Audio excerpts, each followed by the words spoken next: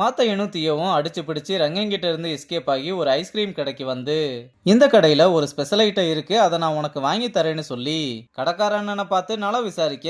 டேய் நீ அகாடமியை விட்டே வெளியே வர மாட்ட, உனக்கு எப்படி இவர் பழக்கம்னு கேட்க, நான் ஐஸ்கிரீம் சாப்பிட்றதுக்காக வெளியே வருவேன், அதுலதான் அண்ணன் பழக்கம்னு சொல்ல, இல்லம்மா சின்ன வயசுல இருந்தே அங்க இங்கன்னு காசு எடுத்துட்டு வந்து ஐஸ்கிரீம் குடுங்க குடுங்கன்னு அடம் பிடிச்சு சாப்பிடுவான்னு சொன்னதும், டேய் நீ தூத்துக்குடியா, அப்புறம் ஏன் ஹாஸ்டல்ல தங்கி படிக்கிறேன்னு கேட்டா,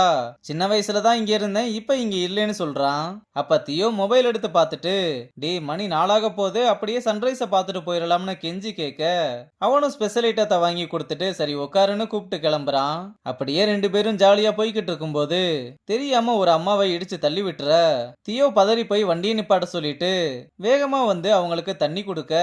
எனக்கு ஒண்ணு வேணாம் போன்னு மாத்தையனை பார்த்ததும், டேய் மாத்தையா இப்படிதான் நான் உன்னை பார்க்கணுமாடா, அம்மாவை பார்க்கணும்னு உனக்கு தோணவே இல்லையான்னு தியோ கிட்ட, அவன் ஏன் புள்ளமா இந்த பாவி வயிற்றுலதான் பிறந்தான்னு சொல்ல,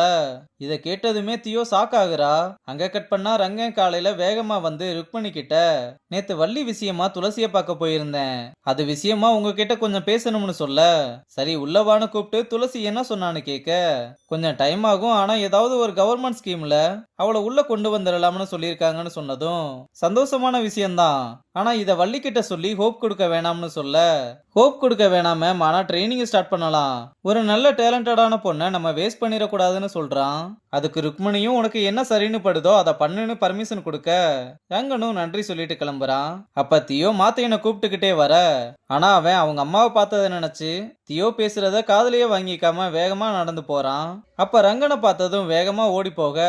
அவனும் சிரிச்சுக்கிட்டே தியோவை பார்க்க அவளும் ரொம்ப சோகமா அங்கிருந்து கிளம்புறா. இங்க மாத்தையன் வேகமா பாத்ரூமுக்குள்ள வந்து கதவை சாத்திட்டு அவங்க அம்மா அவன் ஏன் புள்ளன்னு சொன்னதை நினைச்சு ரொம்ப அழுகுறான். அப்புறம் அழுதுகிட்டே குளிச்சு முடிச்சிட்டு கிளம்பி பிராக்டிஸ்க்கு வர, அப்ப வீரா வந்து இன்னைக்கு என்ன சீனியர் பிராக்டிஸ் பண்ண போறோம்னு கேட்க, அப்படியே சொன்னா மட்டும் பண்ணி கிழிச்சிடவா போற, போடா போய் வார்ம் அப் பண்றான்னு சொல்ல, நேரத்துக்கு இன்னொருத்தனும் வந்து வாங்கி கட்டிக்கிறான். அப்ப பாண்டாவும் தூக்க கலக்கத்திலேயே வந்து பேச, காலையிலேயே என்னடா தூக்கம், இங்க என்ன புடுங்குறதுக்கா வந்திருக்கீங்கன்னு கத்திட்டு கிளம்ப, தியோவும் இதை பார்த்து ரொம்ப ஃபீல் பண்றா. இங்க ரங்க வந்து வள்ளிக்கிட்ட, உன்னை எப்படியாவது டீமுக்குள்ள கொண்டு வர ட்ரை பண்ணிக்கிட்டு இருக்கோம், ஆனா அதுக்கு பர்மிஷன் கிடைக்கிறதுக்கு தான் கொஞ்சம் பிரச்சனையா இருக்குன்னு சொல்ல, ஏன் சார் எங்க அப்பா கிளீனரா ஒர்க் பண்றதுனாலயான்னு கேட்டதும், அப்படிலாம் இல்லம்மா,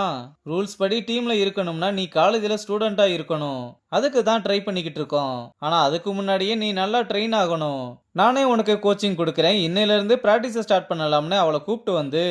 கேர்ள்ஸ் கிட்ட இன்னையில இருந்து வள்ளியும் நம்ம கூட தான் ட்ரெயின் பண்ண போறான்னு சொல்ல,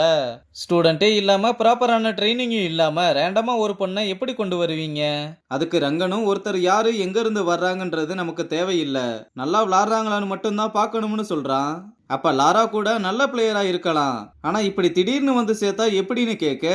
உடனே பத்மாவும் கூட சேர்ந்துக்கிட்டு அவளுக்கு மேட்ச் எக்ஸ்பீரியன்ஸும் இல்ல,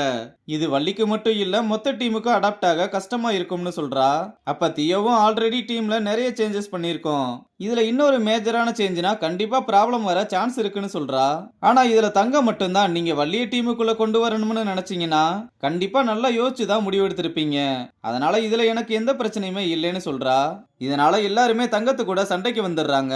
ரங்கனும் ஒண்ணுக்குள்ள ஒண்ணு இப்படி சண்டை போட்டுக்கிட்டு இருக்கிறதுனால ரொம்ப கோவமா,